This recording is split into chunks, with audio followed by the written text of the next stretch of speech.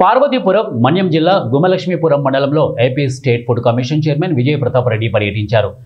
ఈ మేరకు మండల కేంద్రంలో గల ఏకలవ్య రెసిడెన్షియల్ పాఠశాల, గిరిజన సంక్షేమ గురుకుల బాలికల పాఠశాలను సందర్శించారు.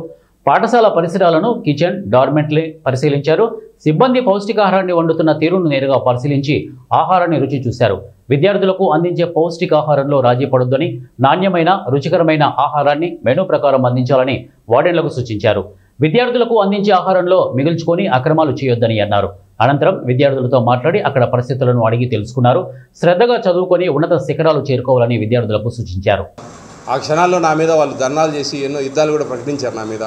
But I don't care. నేను న్యాయం కోసం పోరాడాను.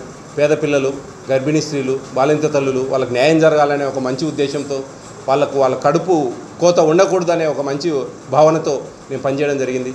వాళ్ళు ఇప్పుడు ఈరోజు ఒక దారికి వచ్చారు, కొంచెం పద్ధతికి చేస్తూ ఉన్నారు. అందరినీ అన్నాను, కొంతమంది ఆ పరిస్థితులు ఉన్నాయి.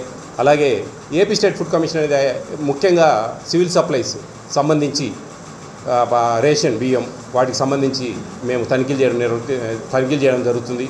అలాగే ICDS integrated child development service anganwadi వ్యవస్థ, అలాగే మిడ్ డే మీల్స్ మధ్యాహ్న భోజన పథకము, అలాగే ఆల్ వెల్ఫేర్ హాస్టల్స్ వాటిలో భోజనాలు ఎలా ఇస్తూ ఉన్నారు, మెనూ ప్రకారం ఇస్తున్నారు లేదా, ఏమైనా డివేట్ అవుతుందా అనే విషయాలు. అలాగే చివరిగా పిఎం మాతృవందన యోజన కేంద్ర ప్రభుత్వం ఇస్తున్న మొదటి డెలివరీకి 5,000 రూపాయల పథకము, రెండో డెలివరీ గర్ల్ బేబీ అయితే కన్నా 6,000 రూపాయలు ఇచ్చే పథకాల మీద ఏపీ స్టేట్ ఫుడ్ కమిషన్ అనేది పనిచేస్తుంది. చాలామంది ఫుడ్ ఉంది కదా అని చెప్పేసి ఎన్నో హోటల్స్, ఎడిబుల్ ఆయిల్స్, చికెన్ షాపులు, డాబాలు, రెస్టారెంట్లు, 5 స్టార్ హోటల్ ఇవన్నీ చూడరంటారు.